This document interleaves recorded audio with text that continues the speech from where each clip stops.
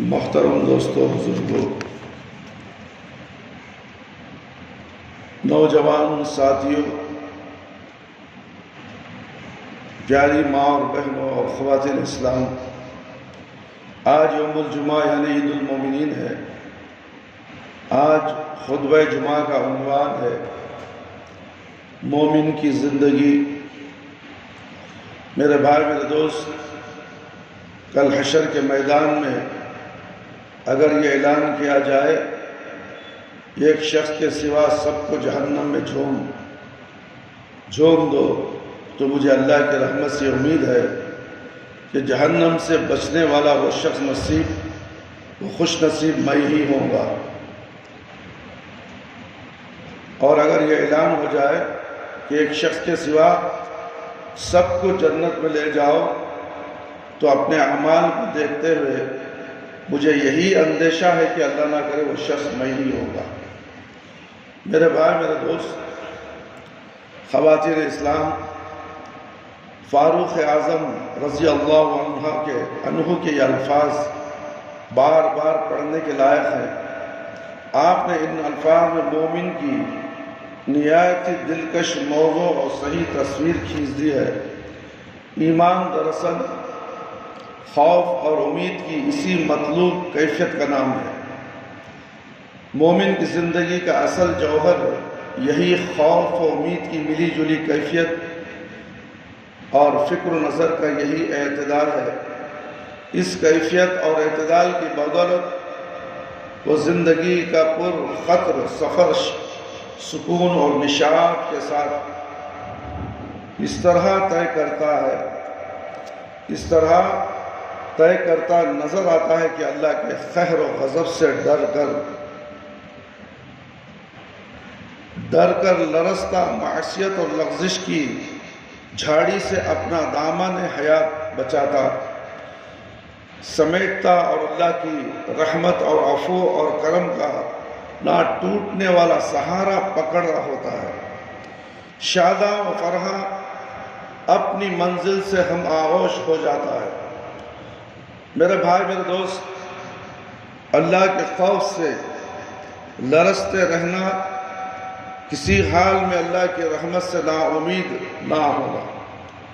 فکر و نظر کا یہی اعتدال ایمان کی صحیح حالت ہے، اور اس توازن کو کھونا اور افراط و تفریط میں پڑنا ہی صراط مستقیم سے بھٹکنا ہے۔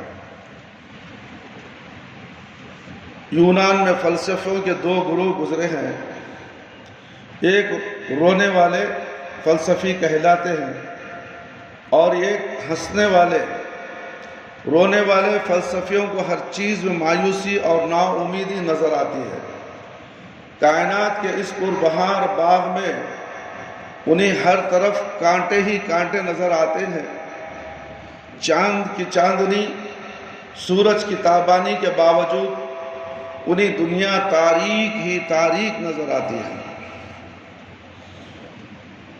وہ خاموش رہنے اور زندگی کی موت کی صورت بنانے ہی کو کامیابی سمجھتے ہیں۔ خاموش رہنے اور زندگی میں موت کی صورت بنا لینے میں ہی کامیابی سمجھتے ہیں، اور اللہ کی نعمتوں سے فیضیاب ہونے اور کائنات کو سنوارنے سدھارنے میں جسم و جان کی قوت کھپانا ان کے نزدیک انتہائی نادانی اور نعمتوں سے محروم رہنا اور اللہ کی دنیا سے بیزار رہنا ہی روحانی ترقی ہے۔ اوپر وہ چھوٹے ہیں، وہ اس کے بازو کا سیدھا ایسا کرو، سیدھا کرو، پلٹا سیدھا ہے، جھکانا لگ پورا نہیں، ایسا کرو، لیفٹ میں پھر چھوڑو۔ میرے بھائی، میرے دوست، وہ دھرتی پر بسنے والے انسانوں کو ایسے ڈھانچوں میں دیکھنا چاہتے ہیں جن کے خوئے عمل سرد و دل شکستہ، چہرے غمزدہ اور روح فرسودہ اور مایوس ہوں۔ یہ اللہ کی بھری پری دنیا میں نفرت، بیزاری، ناامیدی اور مایوسی کے سائے میں زندگی کے دن جو تو کاٹنا اپنی میراث سمجھتے ہیں۔ اس کے برخلاف ہنسنے والے فلسفی کل کی فکر کے غم سے آزاد، محض کھانے پینے اور داد و عیش دینے کو زندگی کا حاصل سمجھتے ہیں۔ ان کے نزدیک انسان کی معراج یہ ہے کہ وہ ہر فکر سے آزاد، عیش و عشرت میں سرمست جانور کی طرح اچھے برے کی تمیز سے بے نیاز، جس کھیت میں موقع ملے منہ ڈال دے اور رنگین تتلی کی طرح رنگ رنگ کے پھولوں کے رس چوسے اور ذہن پر کسی ادنا فکر کا بوجھ لیے بغیر عیش و مستی میں عمر طبعی کے دن گزارے۔ میرے بھائی، میرے دوست، کاش میں نے ہوش سے کام لیا ہوتا، کاش میں نے ہوش سے کام لیا ہوتا، کاش میں نے فلاں کرم فرما کا مشورہ مان لیا ہوتا، میں نے فلاں حماقت نہ کی ہوتی تو آج میری حیثیت ہی کچھ اور ہوتی، اور اگر فلاں ڈگری حاصل کر لیتا، بیجا جوش سے کام نہ لیتا تو آج یہ خستہ حالی اور پریشانی نہ ہوتی۔ یہ کلمات جن میں حسرت بھی ہے، افسوس بھی ہے، پشیمانی بھی ہے اور دکھ کا اظہار بھی ہے، اکثر لوگوں کی زبان سے آپ نے سنے کیا ہوں گے، خود آپ کی زبان سے بھی ممکن ہے اس طرح کے کلمات کبھی نکل جاتے ہوں اور اس طرح کے جذبات اور احساسات آپ کو بھی پریشان کرتے ہوں۔ آپ کے لیے پہلا مشورہ یہ ہے کہ جس قدر جلد ہو سکے اس دلدل سے باہر نکل آئیے۔ یہ حسرت و افسوس و پشیمانی گڑن صرف یہی نہیں کہ لا حاصل ہے، بلکہ اس سے غیر محسوس طور پر آپ کی شخصیت مجروح ہوتی ہے، آپ کے عزائم میں اضمحلال پیدا ہوتا ہے، حوصلوں میں پستی آتی ہے اور ہو سکتا ہے کہ دل شکستہ ہو کر آپ کسی میدان میں بھی کوئی کارنامہ انجام دینے سے قابل نہ رہے۔ سب سے پہلے بات یہ پیش نظر رکھنی چاہیے کہ آپ کا رب آپ پر نہایت مہربان ہے، وہ سب سے بڑا مہربان ہے، آپ سے محبت کرتا ہے، آپ اس کی شہکار تخلیق میں وہ ہر آن آپ کا بھلا چاہتا ہے۔ یقین کیجئے آپ جس حال میں ہیں، جو کچھ آپ کو ملا ہے، جو حیثیت آپ کو حاصل ہے، اسی میں آپ کے لیے خیر ہے۔ آپ کی بھلائی کس میں ہے آپ نہیں جانتے، آپ کا رب جانتا ہے، اور اگر آپ واقعی اس کے مخلص بندے ہیں تو دل میں یہ بات جما لیجئے کہ اس کا ہر فیصلہ آپ کی بھلائی کا فیصلہ ہے۔ اللہ اکبر۔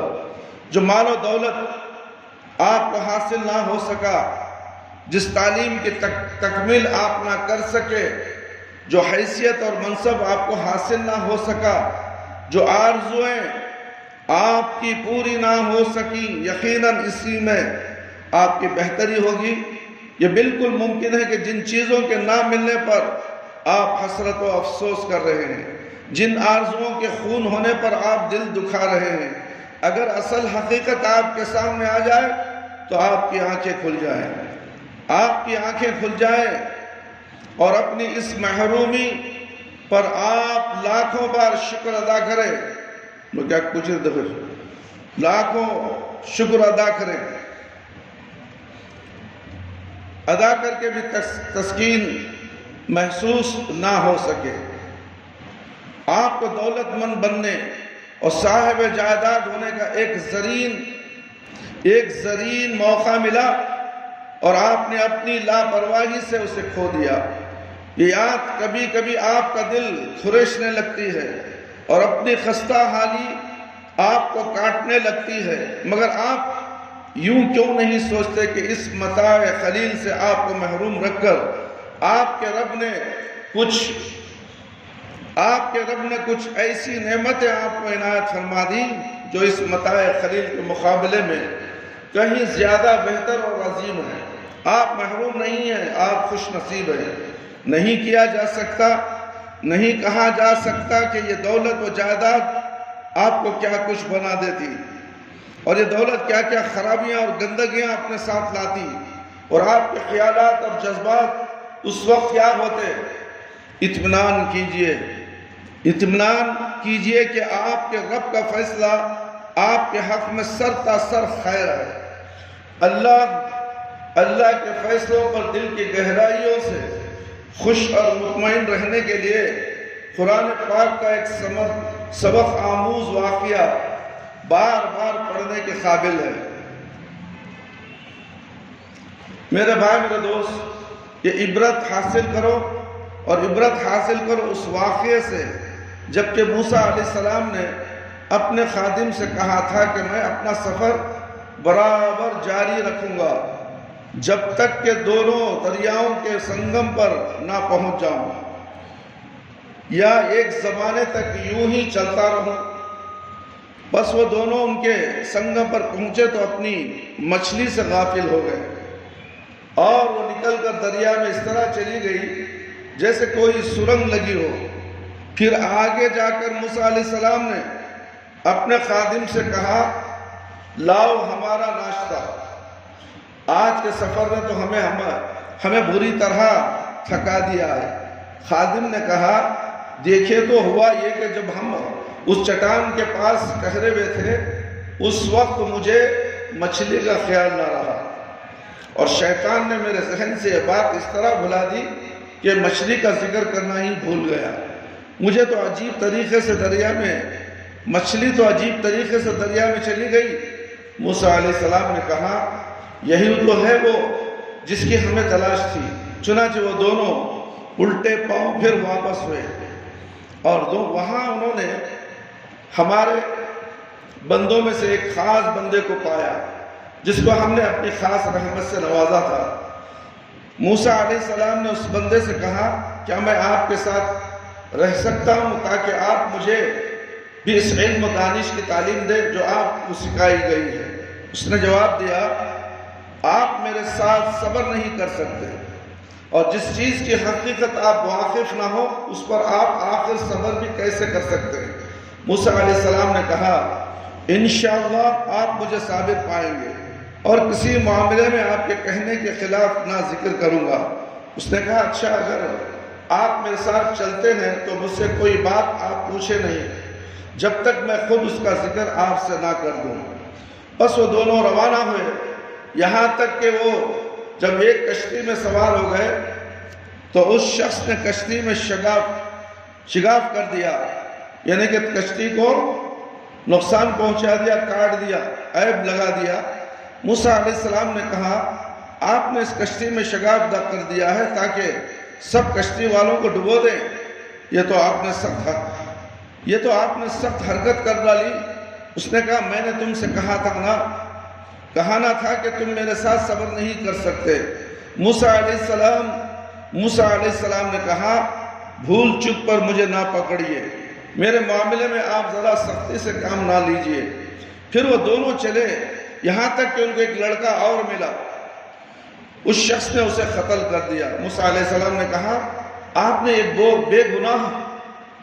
بے گناہ کو قتل کر دیا، حالانکہ اس نے کسی کا خون نہ کیا تھا، یہ کام آپ نے بہت برا کیا۔ اس نے کہا، میں نے کہا نہ تھا کہ تم میرے ساتھ صبر نہیں کر سکتے۔ موسیٰ علیہ السلام نے کہا، اس کے بعد اگر میں آپ سے کچھ پوچھوں تو آپ مجھے ساتھ نہ رکھیں لیجئے، اب تو میری جانب سے آپ کو عذر مل گیا۔ پھر دونوں آگے چلے، یہاں تک کہ ایک بستی میں پہنچے، اور بستی کے لوگوں نے کھانا طلب کیا، مگر بستی والوں نے ان کی مہمان نوازی سے انکار کر دیا۔ وہاں انہوں نے ایک دیوار دیکھی جو گرنا ہی چاہتی تھی، اس شخص نے اس دیوار کو پھر اٹھا دیا۔ موسیٰ علیہ السلام نے کہا، اگر آپ چاہتے تو دیوار اٹھانے کی اجرت لے سکتے تھے۔ اس نے کہا، بس میرا تمہارا ساتھ ختم۔ اب میں ان باتوں کی اصل حقیقت بتاتا ہوں جن پر صبر کر نہ سکے۔ اس کشتی کا معاملہ یہ ہے جسے میں نے نقصان پہنچایا تھا، وہ چند غریب آدمیوں کی تھی جو دریا میں محنت و مزدوری کرتے تھے۔ میں نے چاہا کہ اسے عیبدار کر دوں، کیونکہ آگے ایک ایسا حکمران کا علاقہ ہے جو ہر کشتی کو چھین لیتا ہے۔ اگر وہ عیب ہے تو وہ کشتی کو چھینتے نہیں ہیں۔ ان کو اچھی خوشنما کشتی نظر آ جائے تو وہ حکمران اس کشتی کو چھین لیتا ہے، تو اس غریب کا نقصان ہو جائے گا۔ اس لیے میں نے کیا کیا، اس کو نقصان عیبدار بنا دیا تاکہ یہ مزدوری کرنے والے کہ کشتی وہ حکمران نہ چھین سکے۔ رہا وہ لڑکا تو اس کے ماں باپ مومن تھے۔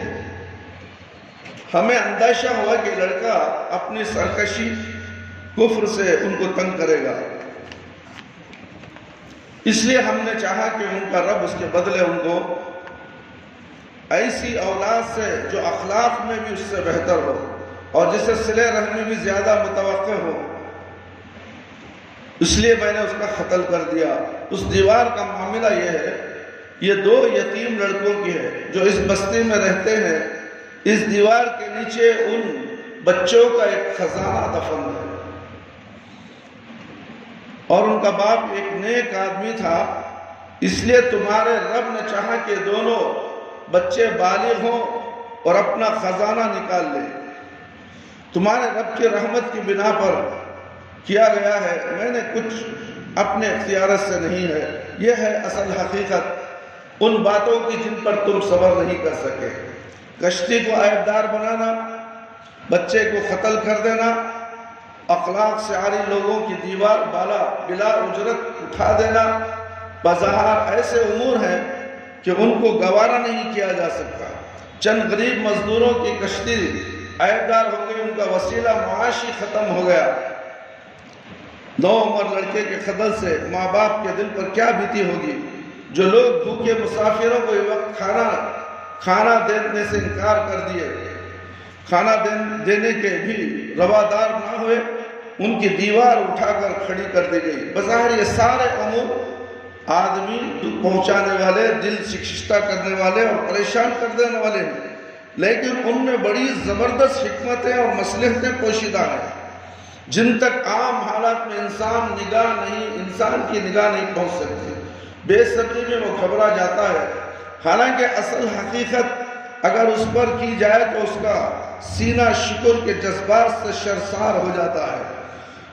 پھر جن محرومیوں کو یاد کر کے آپ کفر افسوس ملتے ہیں، آپ یوں کیوں نہیں سوچتے کہ جو کچھ آپ کو نہیں ملا وہ آپ کا تھا ہی نہیں، آپ کو صرف وہی ملتا ہے جو آپ کی قسمت میں تھا۔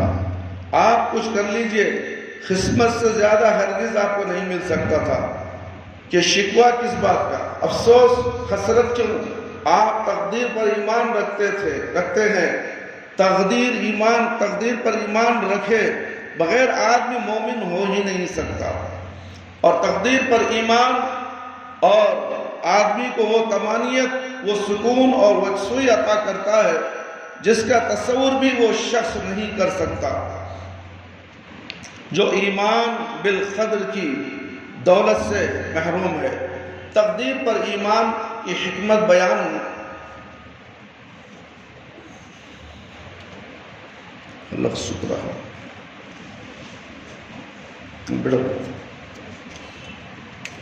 تقدیر پر ایمان کی حکمت بیان کرتے ہوئے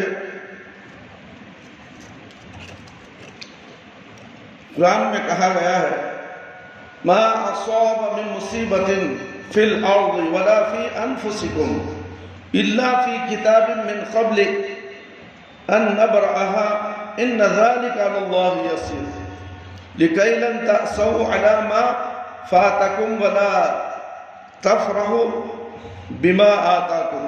سورہ حدید آیت نمبر 22 اور 23۔ کوئی مصیبت ایسی نہیں ہے جو زمین میں یا تمہارے اپنے نفس میں نازل ہوتی ہے، اور ہم نے اس کو پیدا کرنے سے پہلے ایک کتاب میں لکھنا رکھا ہو۔ ایسا کرنا اللہ کے نزدیک بہت آسان ہے۔ یہ سب کچھ اس لیے کہ جو کچھ نقصان تمہیں ہو اس پر تم دل شکستہ نہ ہو، اور جو کچھ اللہ تمہیں عطا فرمائے اس پر پھول نہ جاؤ۔ پھر یہ حقیقت کسی ذہن سے اوجھل نہ ہو، یہ کسی ذہن سے اوجھل نہ ہونا چاہیے کہ غیب کا علم اللہ کو ہے، اس لیے ہمیں نہیں معلوم کہ کس نقصان یا تکلیف میں ہمارے لیے کتنا بڑا خیر ہے۔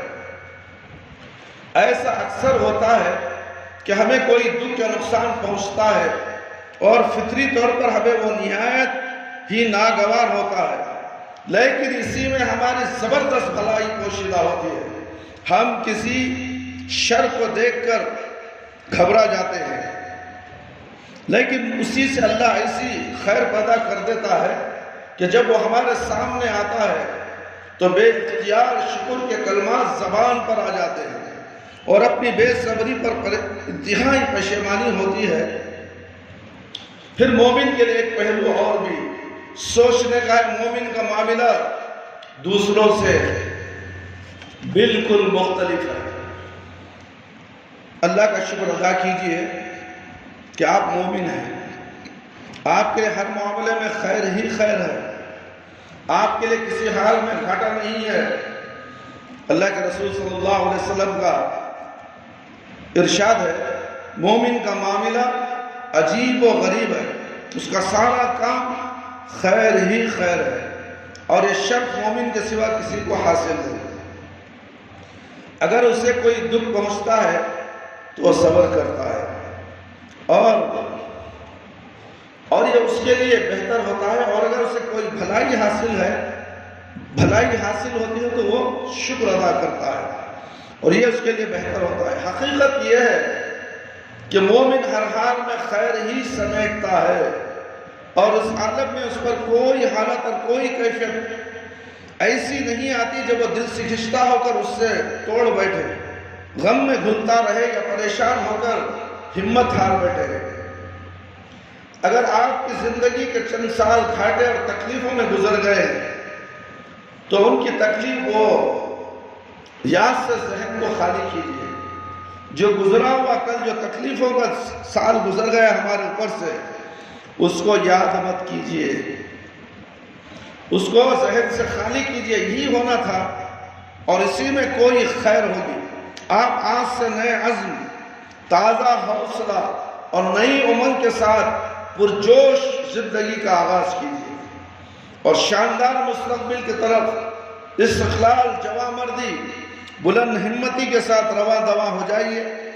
آپ کی زندگی میں مایوسی کا کوئی مرحلہ نہیں ہے، جو اللہ نے آپ کے لیے مقدر کر دیا ہے وہ آپ سے کوئی چھیننے والا نہیں ہے۔ آپ کا کام یہ ہے کہ صحیح رخ پر سوچیں، نیک رویش پر قائم رہیں، اور اپنا دین و دنیا بنانے کے لیے مسلسل سرگرم کار رہیں۔ اسے آگے نتیجہ کیا رہتا ہے اس پر خواہ مخواہ اپنے ذہن کو پریشان نہ کریں، یہ آپ کے حد سے آگے کی بات ہے۔ نتیجہ صرف اللہ کے قبضے میں ہے، اس کے حدود میں دخل دینے کی حماقت ہرگز نہ کیجیے۔ وہ آپ پر ماں باپ سے زیادہ مہربان ہے، اور نہ کسی کی کوشش و عمل سے بے خبر ہے، اور نہ کسی کے اجر کو ضائع کرنے والا ہے۔ اسے نہ کسی وقت اونگ آتی ہے اور نہ وہ کسی وقت سوتا ہے۔ وہ ہر لمحہ اپنے بندوں پر نظر رکھے ہوئے ہے، اور اپنے وفاداروں کو کبھی محروم نہیں کرتا۔ میرے بھائی، میرے دوست، دین میں آپ کا کیا مقام ہے؟ دین میں آپ کا کیا مقام ہے؟ آپ ہی سے سوال کر رہا ہوں۔ جی نہیں، یہ سوال کچھ مذہبی قسم کے لوگوں کے سوچنے ہی کا نہیں ہے، بلکہ ہر ایک کے سوچنے کا ہے۔ یہ سوال ہر اس شخص کے سوچنے کا ہے جو خود کو مسلمان کہتا ہے۔ آپ مسائل پر سوچنے کے عادی ہو یا نہ ہو، اس سوال پر تو آپ کو غور کرنا ہی ہے، سب سے پہلے کرنا ہے۔ اور آپ کی ہر ضرورت سے زیادہ یہ اہم ضرورت ہے کہ آپ کے ہر مسئلے سے زیادہ یہ اہم مسئلہ ہے۔ یہ حقیقت سورج سے زیادہ روشن موت کی طرح یقینی ہے کہ کل آپ کا انجام وہی ہوگا جو آج دین میں آپ کا مقام ہے۔ اگر آپ کو انجام کی ذرا بھی فکر ہے، اگر آپ اپنی عاقبت کے بارے میں سنجیدہ ہیں، اگر آپ واقعی اپنے خیر خواہ ہیں، اگر آپ اپنی زندگی کی قدر و قیمت کا احساس رکھتے ہیں تو اس سوال کو آپ ٹال نہیں سکتے۔ بے فکری سے سر جھٹک کر آگے نہیں بڑھ سکتے۔ آپ کو رک کر سوچنا ہوگا۔ اس سوال سے آپ کی دائمی زندگی کی کامیابی یا ناکامی وابستہ ہے۔ آپ کی دائمی سرخوئی یا سرسوئی وابستہ ہے۔ ہر سوال سے زیادہ آپ کے لیے اہم سوال ہے، اس سوال سے لاپرواہی اپنے انجام سے لاپرواہی ہے۔ اس سوال کی تحقیر اپنی زندگی کی تحقیر ہے، اور اس سوال سے صرف نظر کرنا اپنی ذات کے ساتھ دشمنی کرنا ہے۔ دین میں آپ کا کیا مقام ہے؟ دین میں آپ کا مقام کیا ہے؟ یہ کوئی دوسرا شخص نہیں جان سکتا۔ دوسرے کچھ اندازے لگا سکتے ہیں، اپنے تاثر اور خیالات ظاہر کر سکتے ہیں، لیکن فی الواقع حقیقت کا حال کیا ہے یہ عالم غیب ہی جانتا ہے۔ یا آپ جان سکتے ہیں اگر واقعی جاننے کا سنجیدہ داعیہ رکھتے ہیں اور انسان کے ساتھ صحیح صورتحال معلوم ہی کرنا چاہتے ہوں۔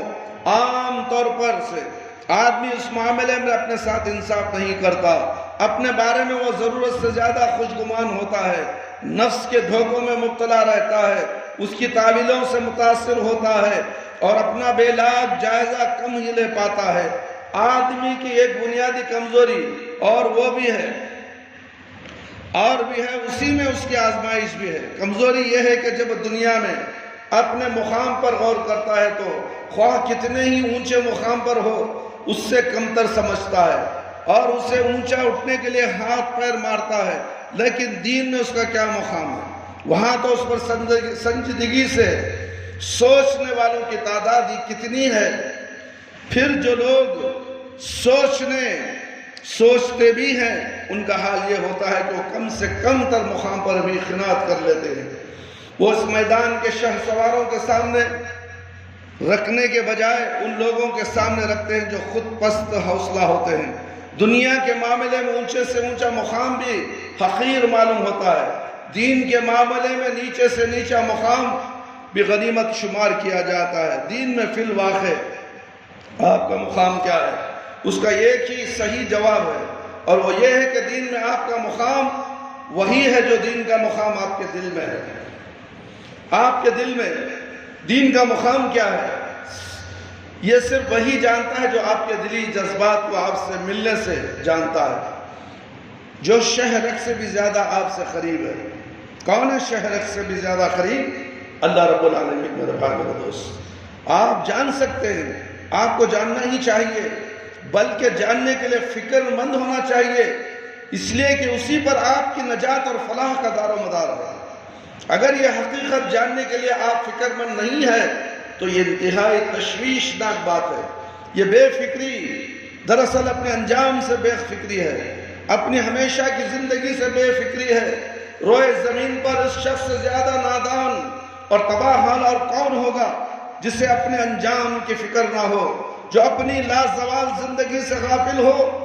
عام حالات میں جب معمول کے مطابق زندگی گزار رہی ہو اور ماحول میں مناسب حال میسر ہو تو آدمی اپنے بارے میں صحیح انداز نہیں کر پاتا کہ اس کے دل میں دین کا کیا مقام ہے۔ وہ اپنی حالت پر مطمئن ہوتا ہے، حالانکہ بات اطمینان کی نہیں تھی، لیکن اللہ تعالیٰ اپنی بے پایہ رحمت اور بے مثال حکمت کے تحت ہر شخص کے لیے ایسے مواقع فراہم فرماتا رہتا ہے جن کے ذریعے اس کی جانچ ہوتی رہتی ہے اور اس کے لیے یہ اندازہ کرنا آسان ہو جاتا ہے کہ اس کے دل میں دین کا کیا مقام ہے۔ پھر اگر اللہ کی توفیق شامل حال ہوتی ہے تو عزم اور ہمت کے ساتھ عزم و ہمت سے کام لے کر اپنی دینی شخصیت کو اور زیادہ نکھار لیتا ہے اور دین سے اس کا شغف اور بڑھ جاتا ہے۔ دین کی قدر و عظمت اس کے دل میں اور زیادہ بیٹھ جاتی ہے اور اللہ کی نظر میں اس کا مقام و مرتبہ زیادہ بلند ہو جاتا ہے۔ میرے بھائی میرے دوست اور خواتین اسلام، آزمائش کی گھڑیاں ہر زندگی میں آتی ہیں، خوشی اور غم کے مواقع پر زندگی میں آتے ہیں، حادثات سے ہر شخص دو چار ہوتا ہے، آزمائش کی نوعیت بے شک مختلف ہوتی ہے، اس لیے کہ اللہ تعالیٰ ہر ایک کو اس کی قوت برداشت کے مطابق ہی آزماتا ہے، کسی پر اس کی طاقت سے زیادہ بوجھ نہیں ڈالتا۔ لا یکلف اللہ نفسا الا وسعها۔ میرے بھائی میرے دوست، وہ اپنے کو جانچ کر اپنے بنانے سنوارنے کی فکر کرے۔ آزمائش کی گھڑیاں بتاتی ہیں کہ آدمی کو اپنی جان، اپنی مرغوبات، اپنے احساسات اور میلانات زیادہ عزیز ہیں یا اللہ کا دین عزیز ہے؟ اپنے کاروبار، اپنے مشغولین اور اپنے دھندے زیادہ محبوب ہیں یا اللہ کا دین؟ اپنے بیوی بچوں سے زیادہ محبت ہے یا اللہ کے دین سے زیادہ محبت ہے؟ اپنے مال اور جائیداد کو اللہ کے دین پر قربان کر کے مسرور ہوتا ہے یا ان کو بچانے کی خاطر وہ دین کو قربان کر ڈالتا ہے؟ پھر یہ کہ وہ اپنی خودی اور انانیت کو اللہ اور اللہ کے رسول صلی اللہ علیہ وسلم کے مقابلے میں رون ڈالنے کے لیے تیار ہے یا اپنے نفس کو پھیلانے اپنی انانیت کو اور بڑھاوا دینے کی ذلیل بیماری میں مبتلا ہے؟ اور یہ آزمائش کی گھڑیاں ہی مخلص اور وفادار بندوں کے درجات بلند کرتی ہیں۔ آئیے میرے بھائی میرے دوست، ذرا تصور کی آنکھ سے دور رسالت کا ایک وجب انگیز منظر دیکھیں۔ سرد مہری کی شکار اپنی زندگی کو ایمان کی آنچ پہنچانے کی فکر کرے۔ تبوک کی فیصلہ کن جنگ میں اپنی بہادری کے جوہر دکھانے کے لیے اسلامی فوج پہنچ چکی تھی، مگر جان نثار کعب بن مالک رضی اللہ عنہ، بلال بن امیہ رضی اللہ عنہ اور مروان بن ربیع رضی اللہ عنہ میدان تبوک میں نہ پہنچ سکے اور اس غزوے میں شرکت کی سعادت سے محروم رہے۔ وفادار بندوں کی معمولی سی سستی اور غفلت بھی کیسے برداشت کی جاتی؟ اللہ نے انہیں سخت تنبیہ فرمائی، ایسی کڑی آزمائش میں مبتلا کیا جس میں پورا اترنا انہیں مروان حق کا کام تھا۔ آزمائش کی ایک کٹھن مدت 50 دن کی تھی اور ہر اگلا دن یہ شہادت فراہم کر رہا تھا کہ ان دلوں میں دین کا مقام ہر چیز سے زیادہ بلند ہے، اور یہ کہ وہ شعار مخلصین دین کے لیے اپنا خاص کچھ قربان کرنے، اپنے جذبات، اپنی ساری خواہشیں رون دینے کے لیے تیار ہیں۔ ان کی یہ داستان عبرت و سیرت و تاریخ کی کتابوں میں محفوظ ہے۔ اللہ نے بھی لفظوں میں ان کی داستان عبرت کی ایسی تصویر کشی کی ہے کہ جتنی بار پڑھے ایمان میں تازگی پیدا ہوتی ہے۔ ان تینوں کو بھی اللہ تعالیٰ نے معاف کر دیا جبکہ معاملے کو ملتوی کر دیا گیا تھا۔ جب زمین اپنی ساری وسعت کے باوجود ان پر تنگ ہو گئی، ان کی جانیں بھی ان پر بار ہونے لگی، انہوں نے جان لیا کہ اللہ سے بچنے کے لیے کوئی جائے پناہ خود اللہ ہی کے دامن رحمت کے سوا نہیں ہے، تو اللہ اپنی مہربانی سے ان کی طرف پلٹا تاکہ اس کی طرف پلٹ آئے۔ یقیناً وہ بڑا معاف کرنے والا اور رحیم ہے۔ سورہ توبہ۔ میرے بھائی میرے دوست، ان تین عظیم بزرگوں میں سے ایک کعب بن مالک رضی اللہ عنہ تھے۔ آخری عمر میں ان کی آنکھیں جاتی رہی تھی۔ وہ اپنے بیٹے عبداللہ کا ہاتھ پکڑے پکڑے چلا کرتے تھے۔ ایک دن انہوں نے اپنے بیٹے کو اپنی داستان عبرت اس طرح سنائی۔ اللہ کے رسول صلی اللہ علیہ وسلم جب مسلمانوں کو تبوک کی مہم پر جانے کے لیے ابھارتے تھے تو میں طے کر لیتا کہ مجھے ضرور اس جنگ میں جانا ہے، مگر آپ صلی اللہ علیہ وسلم کی مجلس سے اٹھ کر آتا تو سستی کرنے لگتا۔ آج مسلمانوں کا یہی شبہ ہے، اذان ہوتی ہے مسجد کو جانے کے لیے سستی، جمعہ کا وقت ہو گیا اذان ہو گئی گھروں سے نکلنے کے لیے سستی، مسجد کو آنے کے لیے سستی، خطبہ شروع ہو گیا ہے مسجد میں ندارت۔ مسلمان مسجد میں ندارت ہے تو کہاں ہے؟ کاروبار میں ہے، گھروں میں ہے، راستوں میں ہے۔ جمعہ کے دن بھی لوگوں کو احساس نہیں ہوتا کہ آج عید المومنین ہے، آج ہمیں تو مسجد میں رہنا ہے، آج قیامت کا دن ہے، جمعہ کا دن قیامت آنے والی ہے۔ ہم روڈوں میں بھٹک رہے ہیں، کاروبار میں مصروف ہے، بیوی بچوں سے بات کر رہے ہیں، بچوں سے کھیل رہے ہیں، اور یہ اللہ سے محبت ہے؟ یہ کیسی محبت ہے میرے بھائی میرے دوست. ساری دنیا کی دولت، ساری دنیا کے لوگ، رشتہ دار ہو، ماں باپ ہو، سب کچھ ہو، قربان کر دو اللہ کے راستے میں. یہ ہے محبت. اذان ہوتی ہے تو مسجد کو آنا پسند نہیں کرتے. بس 2 رکعت نماز پڑھیں گے. کب ٹائم ہے؟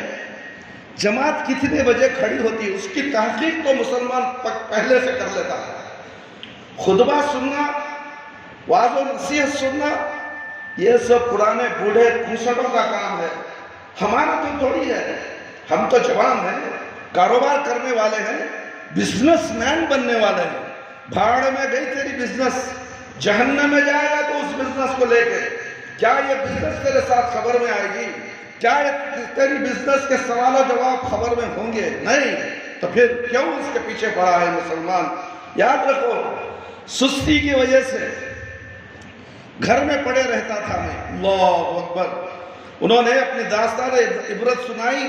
اللہ کے رسول صلی اللہ علیہ وسلم جب مسلمانوں کو تبوک کی مہم پر لے جانے کے لیے ابھارتا تو میں نے طے کر لیتا کہ مجھے صرف اس جنگ میں جانا ہے. مگر آپ صلی اللہ علیہ وسلم کی مسجد سے اٹھ کر آتا تو سستی کرنے لگتا. سوچتا جلدی کیا ہے، جلدی کیا ہے، کیا دیر لگتی ہے وقت آنے پر.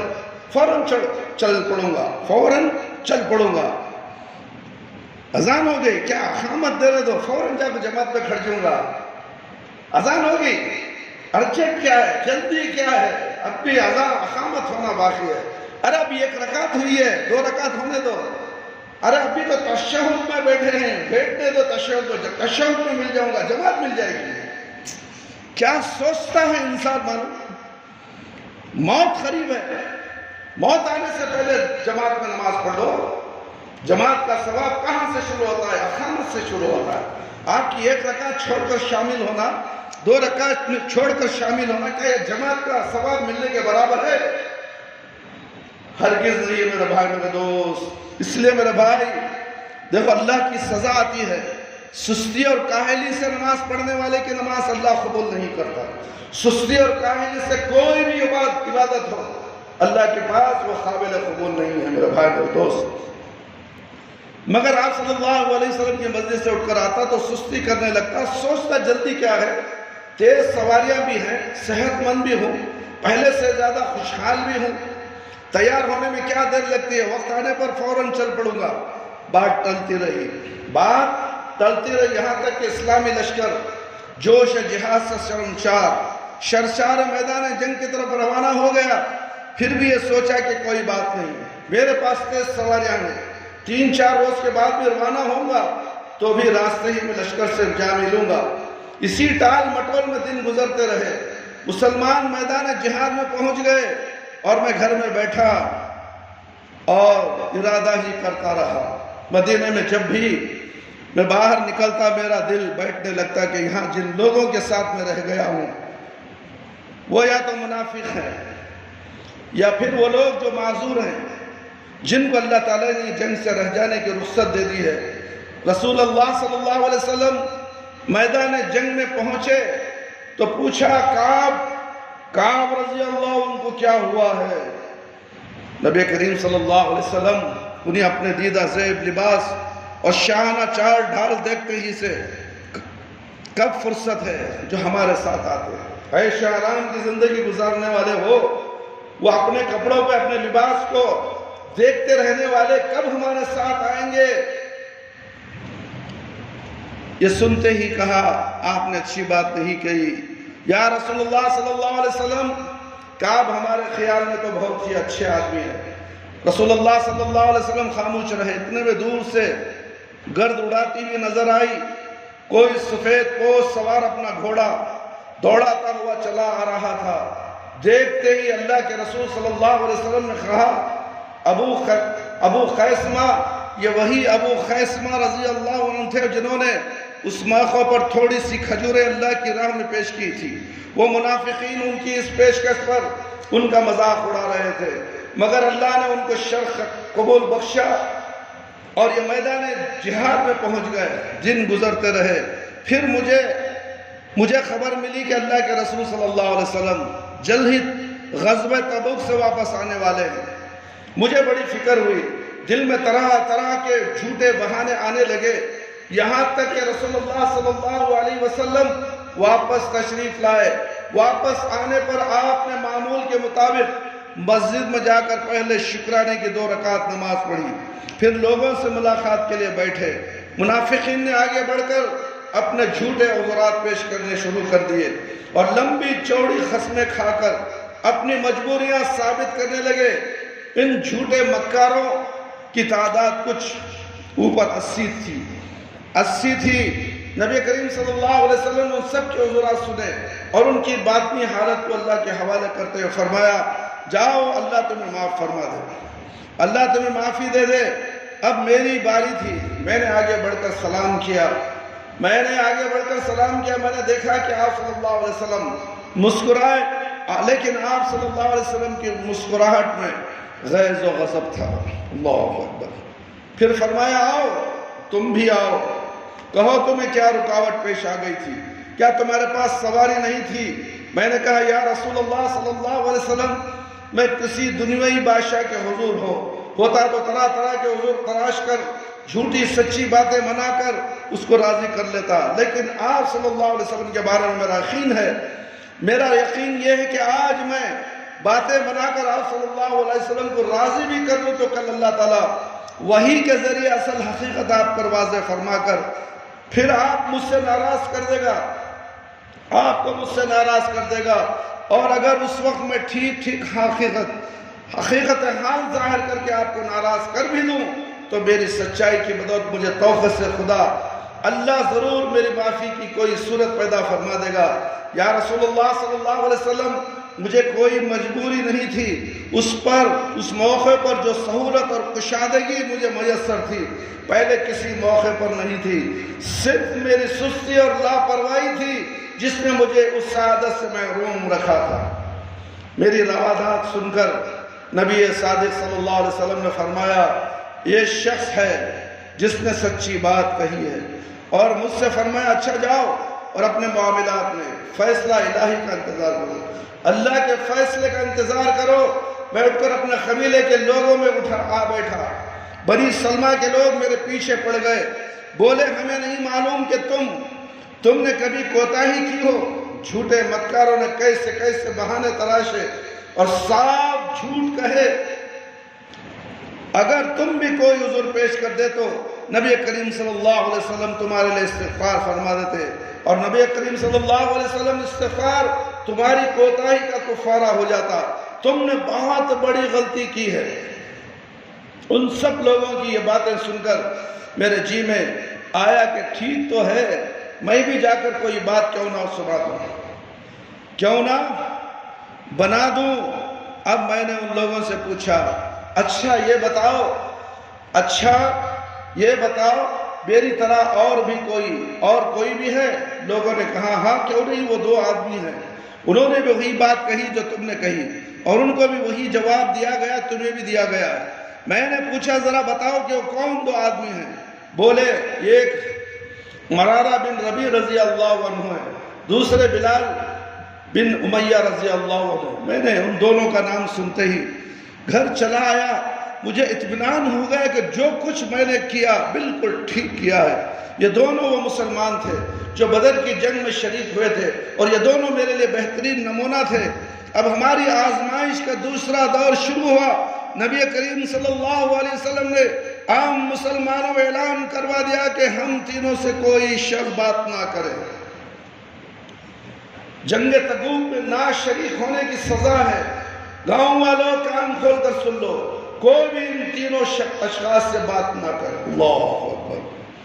یہ دونوں بوڑھے تو اس صدمے کی تاب نہ لا کر گھر بیٹھے رہے، شب و روز روتے رہے، مگر میں جوان تھا، برابر باہر نکلتا رہا، بازاروں میں بھی برابر فروخت کے لیے آتا جاتا رہا، اور مسجد میں بھی جماعت سے نمازیں پڑھتا رہا، لیکن کوئی مسلمان اس کا رواداد نہ تھا کہ مجھ سے بات چیت کرے، کچھ اپنے کہے یا کچھ میری سنے۔ لوگوں نے ایسا رخ بدلا گویا میری کسی سے جان پہچان ہی نہیں ہے۔ اور میں اپنی ہی شہر میں، اپنے ہی شہر کے گلی کوچوں میں اجنبی بن کر رہ گیا، اجنبی بن کر رہ گیا۔ ایسا معلوم ہوتا تھا کہ یہ سرزمین ہی بدل گئی ہے، یہ زمین ہی بدل گئی ہے۔ زمین اپنی تمام تر وسعتوں کے باوجود مجھ پر تنگ ہو گئی، اور مجھے اپنی جان بوجھ معلوم ہونے لگی، جان بوجھ معلوم ہونے لگی۔ میں معمولی کے مطابق مسجد میں جاتا، اللہ کے رسول صلی اللہ علیہ وسلم کو سلام کرتا، مگر جواب کے لیے بس انتظار ہی کرتا رہتا۔ کاش نبی کریم صلی اللہ علیہ وسلم کے لب مبارک جنبش کرے۔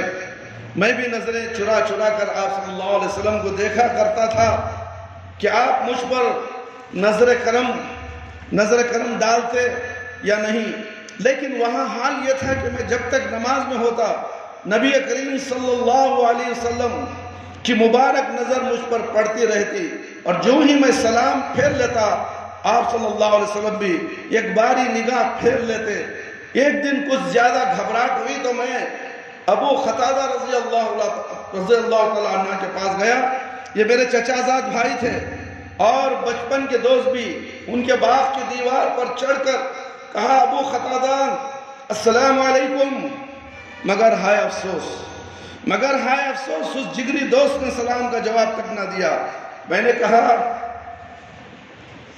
کہا یار ابو قتادہ، میں تمہیں خدا اللہ کی قسم دے کر پوچھتا ہوں، تم بتاؤ کیا مجھے اللہ کے اور اس کے رسول صلی اللہ علیہ وسلم سے محبت نہیں ہے؟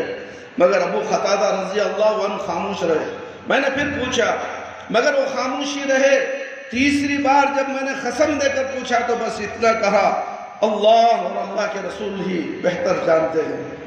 یہ بے رخی دیکھ کر میرا دل بیٹھنے لگا، بے اختیار میری آنکھوں سے آنسو نکل پڑے، اور میں اپنے غم سے نڈال دیوار سے نیچے آ گیا۔ ایک دن میں کسی کام سے بازار میں تھا کہ شام کا ایک خبتی جو تجارت کے لیے غلہ لے کر آیا تھا، لوگوں سے میرا پتہ پوچھ رہا تھا۔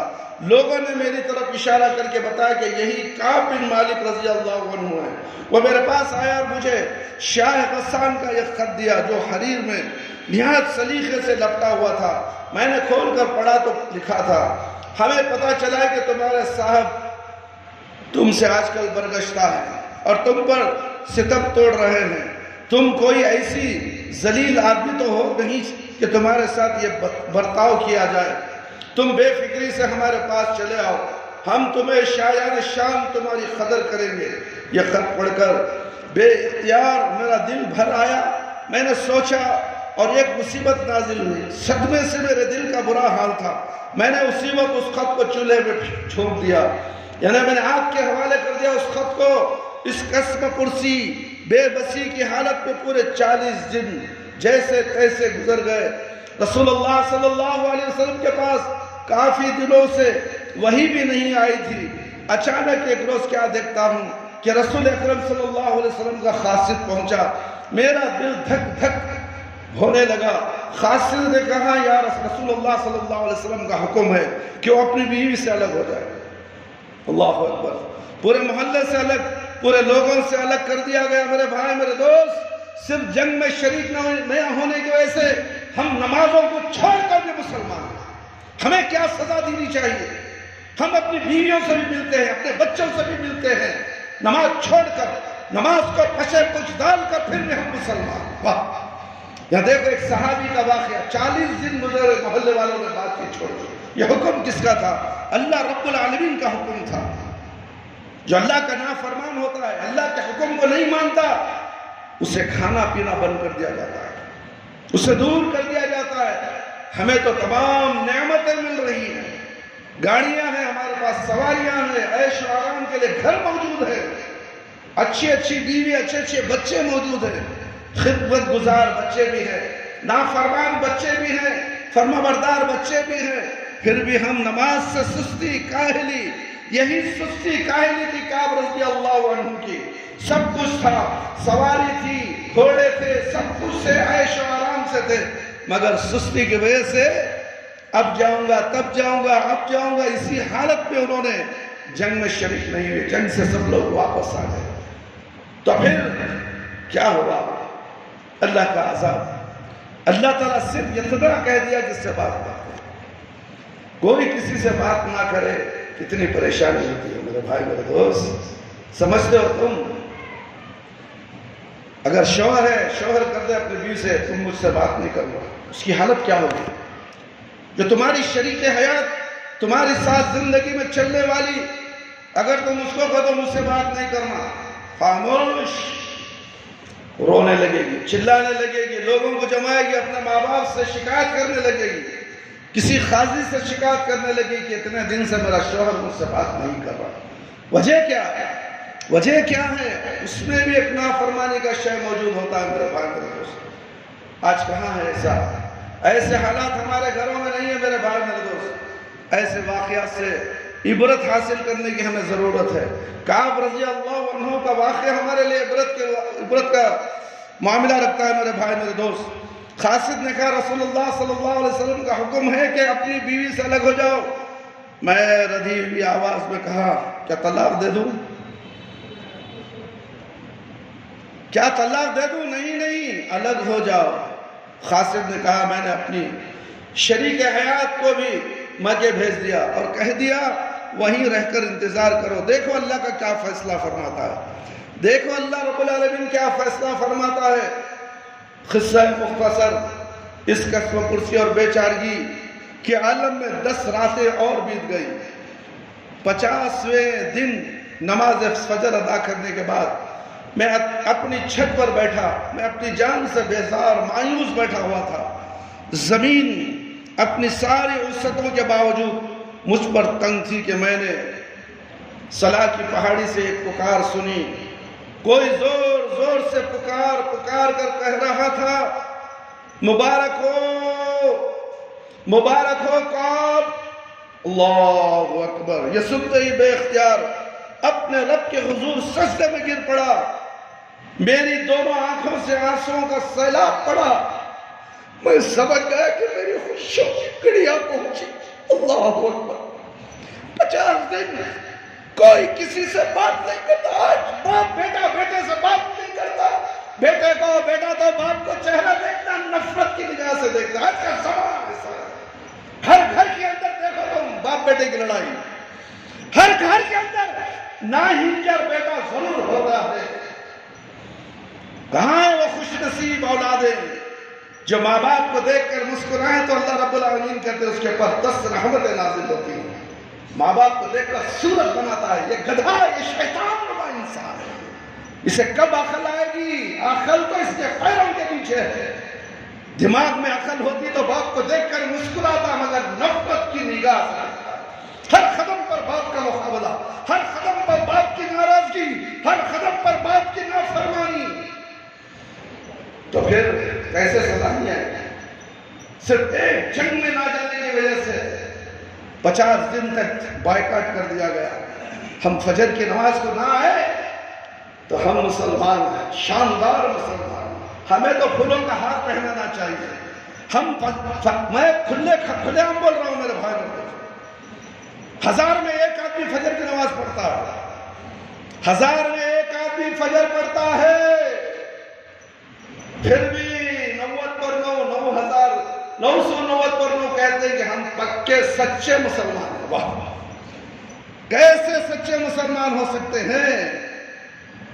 مسلمان کے لیے تو 5 وقت 5 صلاح لازم، 5 نمازیں لازم ہیں، کوئی انکار نہیں کر سکتا میرے بھائی میرے دوست۔ چاہے مولوی ہو، چاہے بے مولوی ہو، چاہے عام آدمی ہو، چاہے بالغ بچہ ہو بالغ بچی ہو، چاہے بوڑھا ہو چاہے بیمار ہو، چاہے بستر مرگ پر ہو، موت کے آخری اسٹیج میں بھی ہے، نماز معاف نہیں سوائے پاگل۔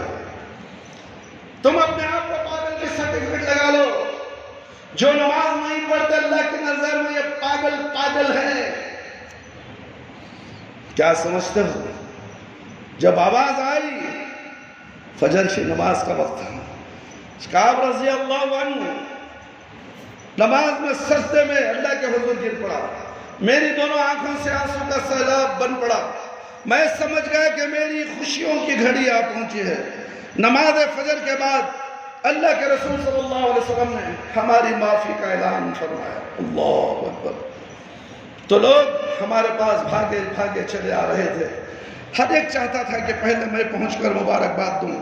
ایک شخص دوڑتا ہوا آیا، پہاڑی پر چڑھ گیا، اس کی آواز گھوڑے کی آواز سے بھی زیادہ تیز تھی۔ جب وہ میرے پاس آیا تو میں نے خوشی میں اپنے کپڑے ہی اتار کر اس کے حوالے کر دیے۔ اللہ گواہ ہے میرے بھائی میرے دوست، اس وقت میرے پاس یہی وہ کپڑے تھے۔ میں نے مانگ کر دوسرے کپڑے پہنے، اپنے آقا محمد صلی اللہ علیہ وسلم کی خدمت میں حاضری کے لیے روانہ ہوا۔ آج میرے لیے مدینے کے زمین و آسمان بدل گئے تھے، آج میرے لیے مدینے کے زمین و آسمان بدل گئے تھے۔ لوگ بڑی گرم جوشی کے ساتھ مجھ سے مل رہے تھے، بغل گیر ہو رہے تھے، مجھے مبارکباد دے رہے تھے کہ اللہ نے تمہاری دعا، اللہ نے تمہاری توبہ قبول فرما لی۔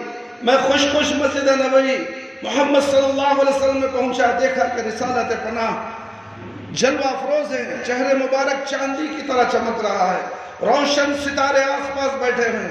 مجھے دیکھتے ہی طلحہ بن عبید اللہ رضی اللہ عنہ اٹھ کر کھڑے ہو گئے، بڑھ کر گرم جوشی کے ساتھ مجھ سے بغل گیر ہوئے، مبارکباد دی۔ اللہ کی قسم میں ان کا یہ احسان زندگی پر نہیں بھول سکتا۔ مہاجرین نے صرف یہی مجھے دیکھ کر کھڑے ہوئے تھے، میں نے بڑھ کر اللہ کے رسول صلی اللہ علیہ وسلم کو سلام کیا۔ آپ صلی اللہ علیہ وسلم کا چہرہ فرط مسرت سے جگمگا رہا تھا۔ فرمایا کعب مبارک ہو، یہ دن تمہاری زندگی کا بہترین دن ہے۔ میں نے کہا نبی کریم صلی اللہ علیہ وسلم، یہ معافی آپ صلی اللہ علیہ وسلم کی طرف سے ہے یا اللہ کی طرف سے ہے؟ ارشاد ہوا، ارشاد فرمایا گیا اللہ کی طرف سے۔ جبرائیل امین علیہ السلام آیتیں لے کر آئے ہیں، ان تینوں کو بھی اللہ نے معاف کر دیا، جن کا معاملہ ملتوی کر دیا گیا جب زمین اپنی ساری وسعتوں کے باوجود ان پر تنگ ہو گئی، ان پر ان کی جانیں بار ہونے لگی، اور انہوں نے جان لیا کہ اللہ سے بچنے کے لیے خود اللہ کے سوا کوئی پناہ نہیں۔ تو اللہ ان کی طرف پلٹا کہ اس کی طرف پلٹ آئیں، بلا شبہ بڑا ہی معاف کرنے والا اور انتہائی مہربان ہے میرے بھائی۔ یہ جو ترجمہ آیت تھا سورہ توبہ کی آیت ہے، اٹھاؤ قرآن، پڑھو تو صحیح قرآن کو، علم حاصل کرو قرآن کا، ترجمے کے ساتھ قرآن کو پڑھو، دین سمجھ میں آئے گا۔ اللہ اکبر۔ مسلمان بنو، مومن بنو میرے بھائی میرے دوست۔ موت آئے تو مومن کی حالت میں آئے۔ میرے بھائی میرے دوست، یہ تین آیتیں سن کر آنکھوں سے خوشی کے آنسو روانہ ہو گئے۔ میں نے عرض کیا یا رسول اللہ صلی اللہ علیہ وسلم، میری توبہ میں یہ بھی شامل ہے کہ میں اپنا سارا مال اللہ کی راہ میں صدقہ کروں۔ اللہ اکبر۔ آج کوئی ہے اللہ کی راہ میں مال دینے والا؟ صدقہ دینا دور کی بات، مسجد کے لیے 10 روپے 50 روپے دے کے بھاگ جاتا ہے۔ یہ صدقہ اپنا پورا مال صرف معافی کے بدلے، صرف جنگ میں نہ جانے کی وجہ سے 50 دن بائیکاٹ کر دیا گیا۔ کس کا میرے بھائی؟ عام آدمی کا نہیں، کعب رضی اللہ عنہ کا، صحابی رسول کا۔ جب ان کو اتنی بڑی سزا ملی ہے تو ہم کس کھیت کے مولی ہیں؟ ہماری کیا حقیقت ہے؟ ہماری کیا دقت ہے؟ ہم پھر بھی اللہ کے نافرمانی کرتے ہوئے پھر بھی دندناتے پھرتے ہیں۔ جب صدقہ کرنے کا موقع آتا ہے، جب اعلان کیا جاتا ہے کہ مسجد کی آمدنی کا ذریعہ نہیں ہے، آپ اپنے تعاونات دیتے جاؤ۔ یہ بولنے والا، یہ خطیب، یہ امام بھیک کی دہار لگاتا ہے، مگر 300 350 روپے چندہ گرنے کے بعد ہاتھ کو میسر آتا ہے۔ کیا یہ اللہ کی شان ہے؟ کیا یہ اللہ کی شان ہو سکتی ہے؟ کیا اللہ کے گھر کی شان ہے کہ تم 300 کی بھیک اللہ کے منہ میں پھینک کے چلے جاؤ؟ واہ مسلمان، واہ! دنیا کے لیے، اپنے بیوی بچوں کے لیے تو لاکھوں روپے چٹکی میں خرچ کرتا ہے۔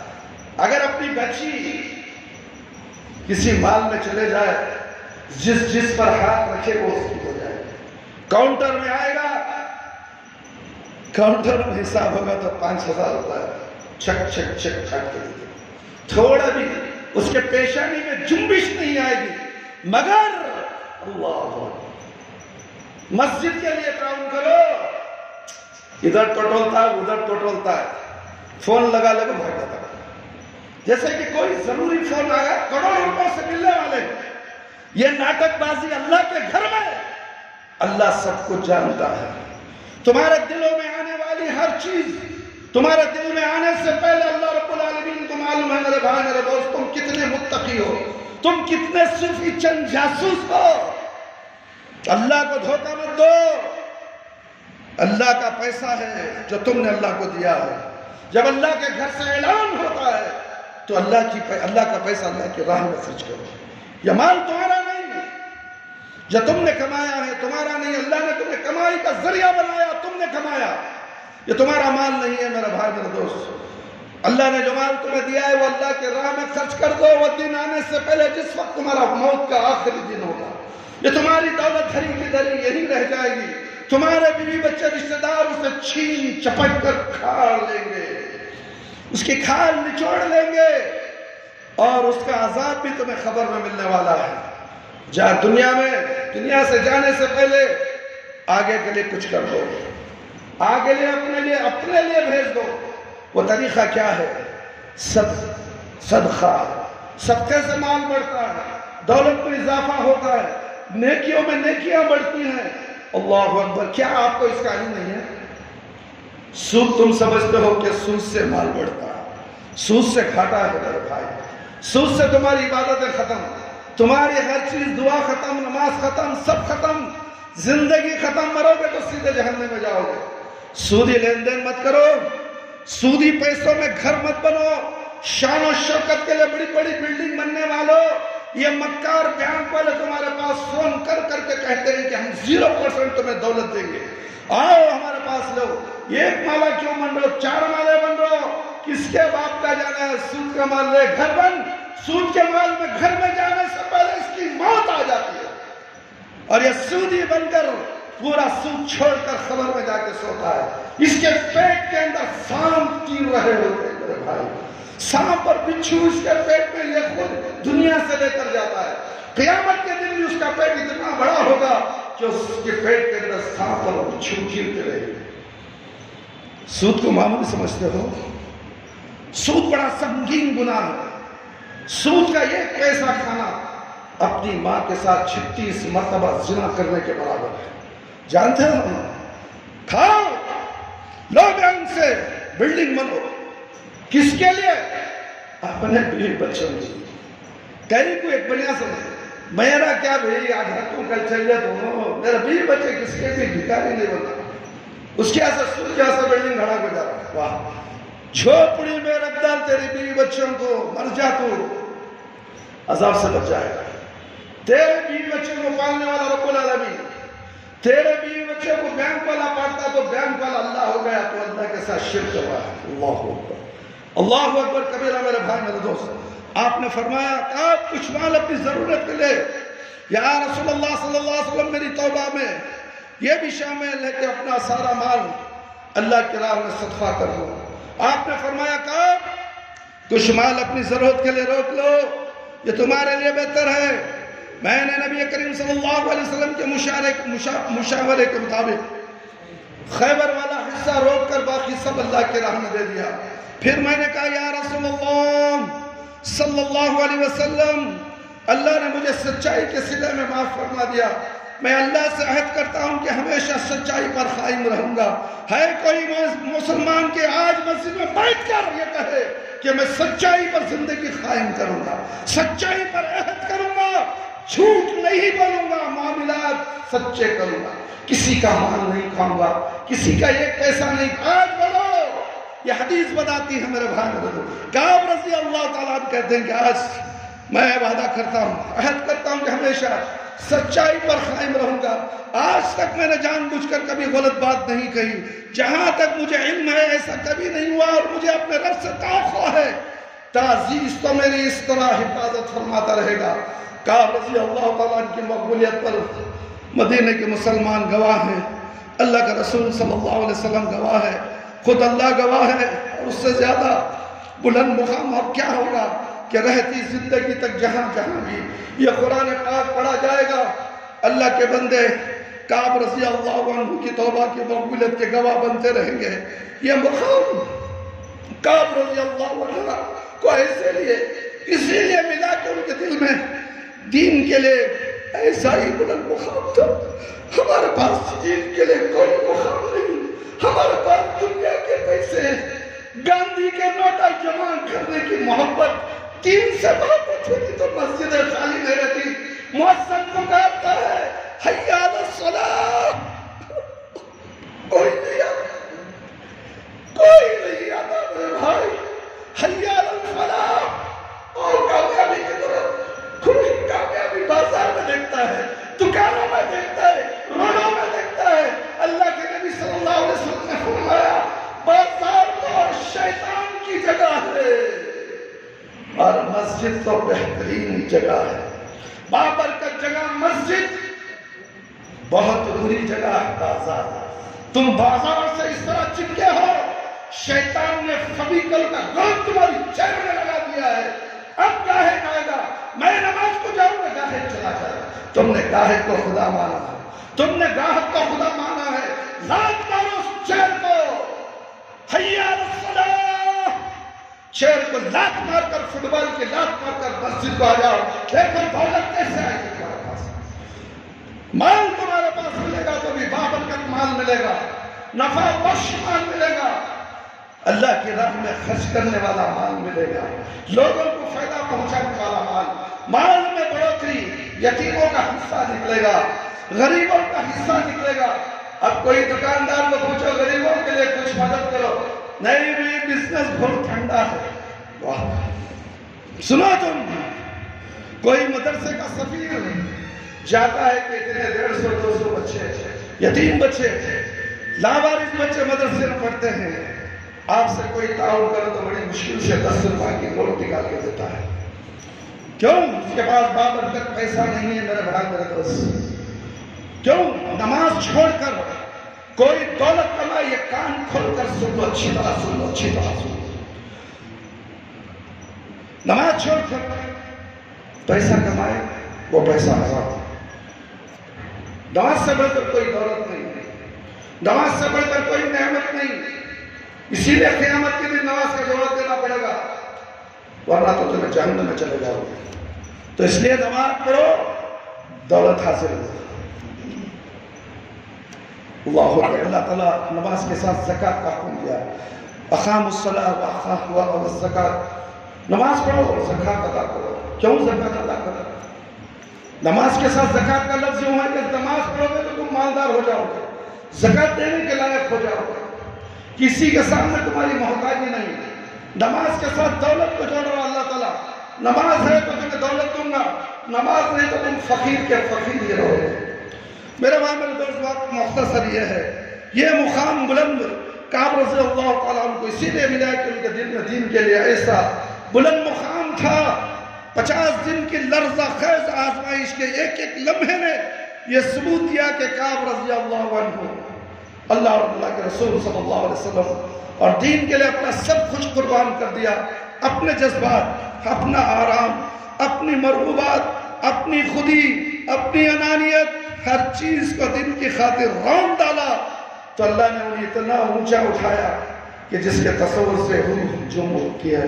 اللہ رب العالمین سے دعا ہے کہ اللہ تعالیٰ مجھے اور آپ تمام کو ان تمام قرآن اور حدیث کی باتیں جو ہم نے صحابہ کرام رضی اللہ عنہ کی طرف سے جو واقعہ، سچا واقعہ جس کا ذکر قرآن میں ہے، ہم نے یہاں آپ کے سامنے پیش کیا ہے، وہ عبرت کے لیے ہے. میرے بھائی میرے دوست، اس سے عبرت حاصل کرو.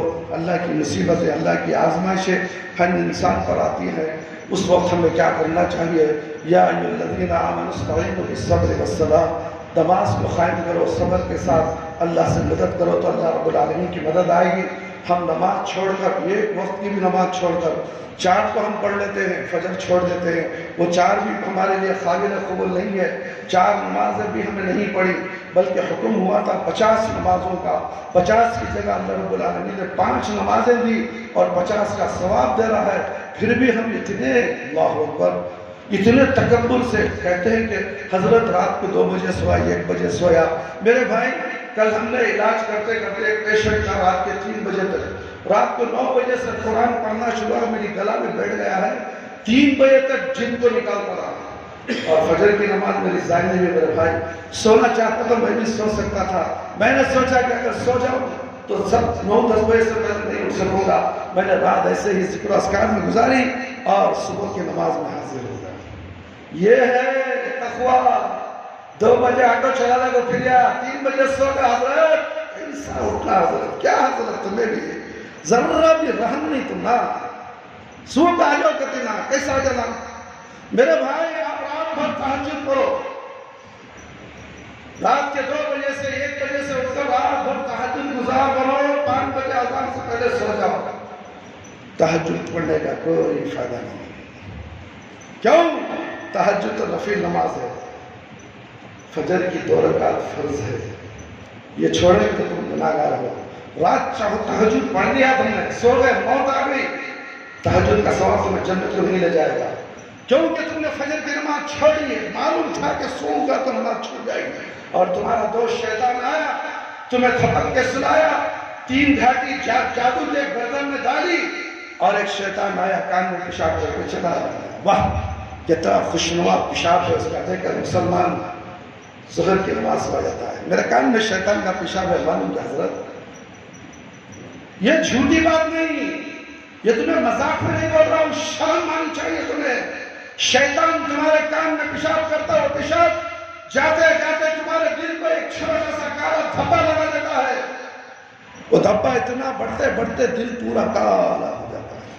اس کے بعد اللہ رب العالمین تمہیں اکھاڑ کے پھینک دیتے ہیں, تمہیں گمراہ کر دیتے ہیں, اور تمہیں جہنم کے راستے کو چلا دیتے ہیں. اور تمہیں اچھی بات بولو, دل ندارا, دلش نہیں ہے تو آپ دل سمجھنے کے لیے نہیں, سوچنے کے لیے, کچھ کرنے کے لیے دل نہیں. یا مخلب القلوب ثبت قلبی علی دینک, اے دلوں کے پھرنے والے, دین پر ثابت قدم رکھ. کیوں دعا مانگتے ہیں؟ شیطان اتنا بڑا دشمن ہے میرے بھائی. بولنے کا مقصد ہے رات کے 3 بجے سو جاؤ, 4 بجے سو جاؤ, نماز پڑھو. سو کر اٹھنے کا ڈر نہیں ہے, ذکر میں بیٹھ جاؤ. مؤذن نے دی اذان, اللہ اکبر, حی علی الصلاۃ, حی علی الفلاح, الصلاۃ خیر من النوم. 2 رکعت نفل نماز گھر میں پڑھو, اس لیے کہ وہ 2 رکعت نماز ساری دنیا کی نعمتوں سے سب سے بڑی نعمت ہے. 2 رکعت نماز جو گھر میں پڑھی جاتی ہے. اس کے بعد چل کر مسجد کو, اللہ اکبر. یہ اندھیرے میں چل کر آنا, پل صراط میں چلنا آسان ہو جائے گا. یہ روشنی نماز کے لیے جو تم چل کر آتے ہو, یہی روشنی تمہیں خبر میں بھی ساتھ آئے گی. پل صراط کے راستے میں بھی یہ روشنی پیدا ہوگی. مگر کان کھول کر سن لو اے فجر کے سونے والوں, اندھیرا ہی اندھیرا, مرنے کے بعد اندھیرا ہی اندھیرا. خوفناک منظر, گڑا اتنا سخت, آگ کا گڑا. خبر کون بچائے گا؟ کون بچائے گا؟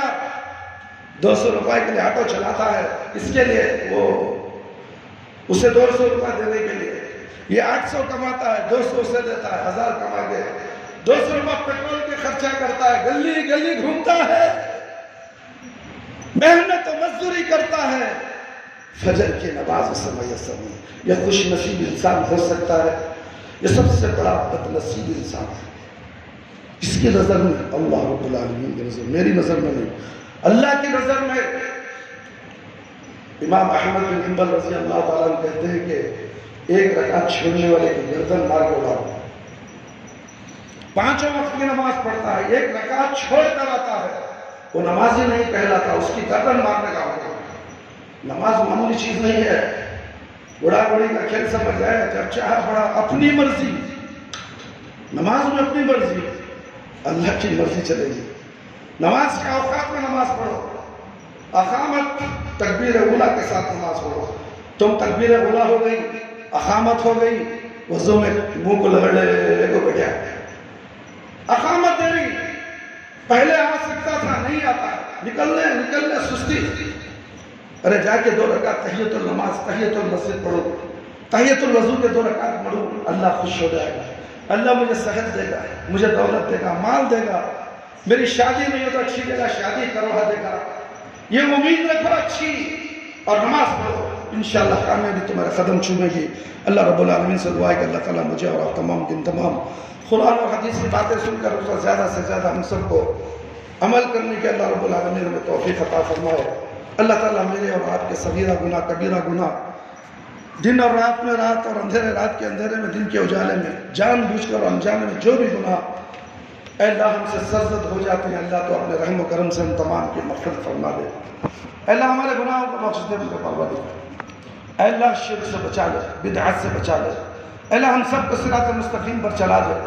اے اللہ ہم میں سے جو لوگ پریشان حال ہیں ان کی پریشانیوں کو دور فرما دے۔ ہم میں سے جو لوگ بیمار ہیں اللہ ان کو شفاء کلی، شفاء عاجلہ، شفاء کاملہ عطا فرما۔ ہمیں سچا پکا مومن مسلمان بنا دے، ہمیں 5 وقت نماز پڑھنے والا بنا دے، تہجد گزار بنا دے۔ اے اللہ ہماری موت آئے تو اے اللہ خیر کے معاملے کے ساتھ موت آئے۔ اے اللہ ہمارے والدین، ہمارے رشتہ دار جو اس دنیا سے چلے گئے ہیں، اے اللہ اگر وہ قابل مغفرت ہیں، مغفرت کا معاملہ تیرے ہاتھ میں ہے۔ ہمیں نہیں معلوم کہ اس کی مغفرت ہو بھی سکتی ہے یا نہیں، ہم تو یہ دعوے کے ساتھ نہیں کہتے میرے پروردگار اے اللہ تو ان کی مغفرت کر دے۔ ہمارے ہی گناہ اتنے ہیں کہ ہم مغفرت کے قابل نہیں ہیں، ہم کسی اور کے لیے کیا دعا کریں گے میرے رب العالمین؟ تو اچھی طرح جانتا ہے ان کا معاملہ تیرے ساتھ کیا ہے۔ اگر وہ قابل رحم ہے، اگر وہ قابل مغفرت ہے اللہ ان کی مغفرت فرما دے۔ عاجزانہ گزارش میرے پروردگار، ہم تیرے پر حکم نہیں چلاتے میرے پروردگار، ہم عاجزی انکساری کے ساتھ اپنے گھر والوں کے لیے، اپنے دوست احباب کے لیے، اپنے رشتہ داروں کے لیے جو اس دنیا سے چلے گئے اے اللہ ان کا معاملہ بلند فرما دے۔ اگر وہ قابل رحم ہے، قابل مغفرت ہے تو ان کی خبر کو نور سے بھر دے، ان کے خبر کو جنت کا باغیچہ بنا دے۔ اے اللہ ان کے درجات کو بلند کر دے، ان کے درجات کو اعلیٰ علین میں جگہ عطا فرما۔ اے اللہ اس مسجد میں جتنے بھی لوگ بیٹھے ہیں وعظ و نصیحت سن رہے ہیں، اے اللہ ان کو نیک ہدایت دے، ان کو نیک توفیق دے، 5 وقت نمازی بنا دے، ان کی مشکلات کو دور کر دے۔ اے اللہ آنے والی ہر مصیبت سے نجات دلا دے میرے پروردگار۔ اے اللہ قبر کے عذاب سے بچا لے، جہنم کی آگ سے بچا لے، خبر کے سوالات ہمارے لیے بالکل آسان فرما، خبر کی تاریکی کو روشنیوں میں بدل دے، میدان حشر میں رسوائی سے بچا لے۔ اے اللہ ہمیں موت دے تو ایمان کی حالت میں موت دے، جب ہماری روح ہمارے جسم سے نکلے تو اللہ ہماری زبان پر کلمہ لا الہ الا اللہ محمد رسول اللہ جاری رہے۔ ربنا تقبل منا انك انت السميع العليم وتب علينا انك انت التواب الرحيم سبحان ربك رب العزة عما يصفون وسلام على المرسلين والحمد لله رب العالمين۔ يا حي يا قيوم برحمتك استغيث۔